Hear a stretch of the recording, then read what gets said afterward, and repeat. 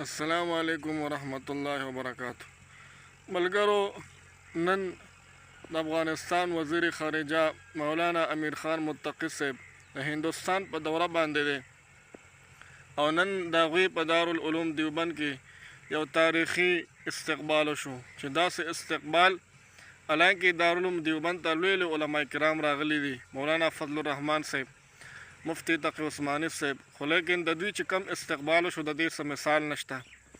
همدغه شان چې کم دی تاسو وګورئ خپل ټول چې کم استادانو د مدرسې هغه راووتل، همدغه شان د هغې سره شاګردان راووتل او یو لاجواب استقبال د هغوی وشو.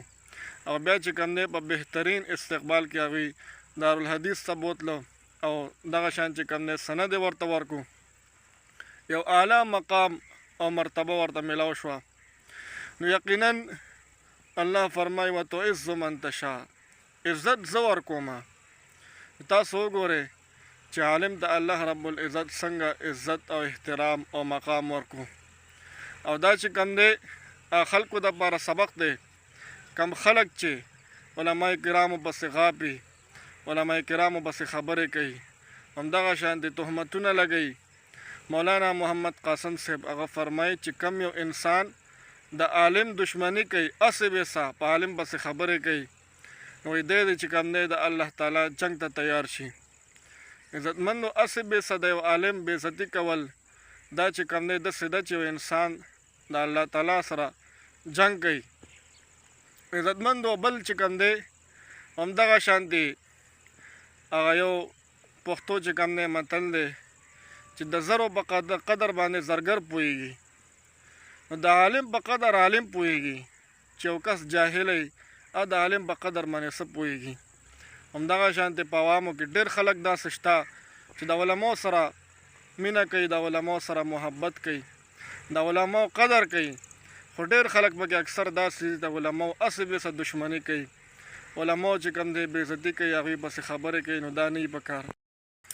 او نن چې امیر خان متقي صاحب ته او دا عزت میلاو شو، د دې شاته چې کم دی ډېر لوی محنت پروت دی، کوشش کو پروت دی، مشقتونه پراته دي. عزتمندو اسې بیسه یو انسان دومره مقام او مرتبې ته نه رسي، د کوشش کړی او محنت یې کړی ځان یې دې ځای ته ورسو. نو بهرحال او بل چې کم دی یو ډېر نیک انسان دی، په ده باندې د خپل نوم اثر دی. امیر خان متقي ویلی کېږي پرهیزګار انسان دی، یقینا ډېر تقوادار او ډېر د الله نه یریدونکی انسان دی.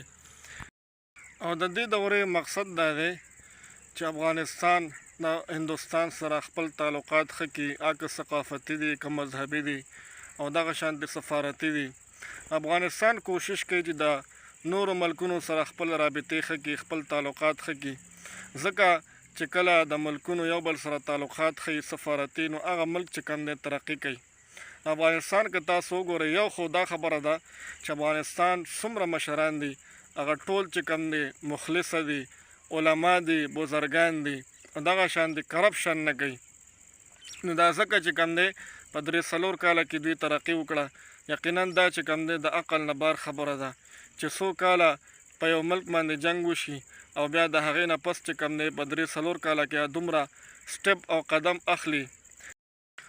او کم چې د دې دور پوهه خلک دي هغوی چې کوم دی دا خبره کړې ده چې په روان وخت کې به افغانستان یو داسې ترقي یافته ملک جوړیږي څنګه چې چاینا ترقي کړې ده، څنګه چې داسې نور ملکونه هغې یاد کړي دي. یقینا چې افغانستان خپل محنت او کوشش شروع کړی دی. په افغانستان کې چې کوم دی ډېر ترقیاتي کارونه روان دي. او په آخره کې یو دا پیغام ورکومه چې په دنیا کې څومره د اسلامي ممالک دي، څومره مسلمانان دي، د ټولو ته وایم چې تاسو د یو بل په ترقۍ د یو بل په خوشحالۍ باندې خوشحاله شئ.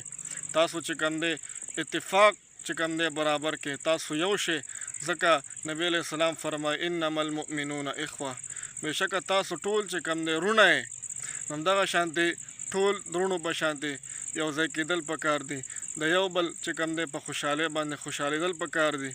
همدغه شان چې کوم دی یو بل سره جنګ جګړې، یو بل سره بې اتفاقي، د دې نه څه نه جوړېږي، د دې نه چې کوم دی ډېر غټ نقصانات پیدا کېږي.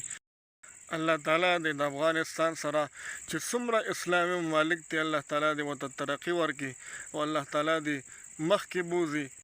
دا ویډیو مو خوښه شوې چینل د سره سبسکرایب کړئ او ویډیو چې کوم دی لایک کړئ او د خپل ملګرو سره شیر کړئ.